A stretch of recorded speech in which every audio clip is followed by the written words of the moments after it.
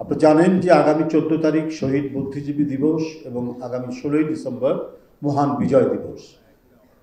এই দুইটি মহিমান্বিত দিন, এই মহিমান্বিত দিন আমরা সবসময় এটি আনুষ্ঠানিক বৈঠকের মধ্যে দিয়ে কর্মসূচি ঘোষণা করি। আমাদের নানাবিধ এখন কর্মসূচি চলছে।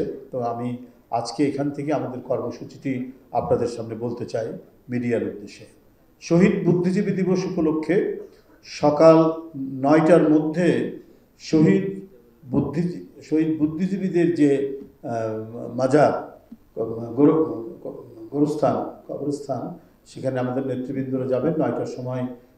সেখানে শহীদ বুদ্ধিজীবীদের মাজারের সামনে সেখানে পুষ্পমাল্য অর্পণ করবেন, ফাতিহা পাঠ করবেন।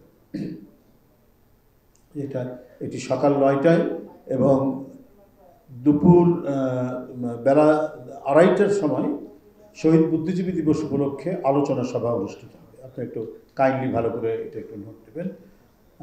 14 তারিখেই 2:30টার সময় আলোচনা সভা হবে শহীদ বুদ্ধিজীবীদের স্মরণে। এই হলো শহীদ বুদ্ধিজীবী দিবসের আলোচনা। সেখানে আমাদের সকল পর্যায়ের নেতাকর্মীরা শহীদ বুদ্ধিজীবী মাজারে সেখানে উপস্থিত হবেন।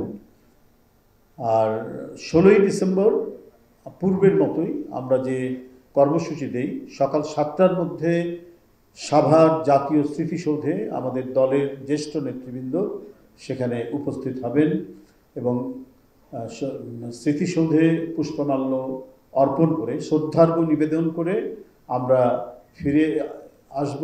ঢাকায় ফিরে এসে মহান স্বাধীনতার ঘোষক শহীদ রাষ্ট্রপতি জিয়াউর রহমানের মাজারে পুষ্পার্ঘ্য অর্পণ করব এবং ফাতিহা পাঠ করব।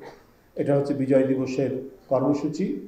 এবং তার আগের দিন অর্থাৎ 15ই ডিসেম্বর বিজয় দিবস উপলক্ষে বিএনপির পক্ষ থেকে আলোচনা সভা অনুষ্ঠিত হবে। সেখানে দেশের বরেণ্য বুদ্ধিজীবী এবং দলের জ্যেষ্ঠ নেতৃবৃন্দ সেখানে আলোচনা করবেন। এই হচ্ছে আমাদের 2 দিনের কর্মসূচি।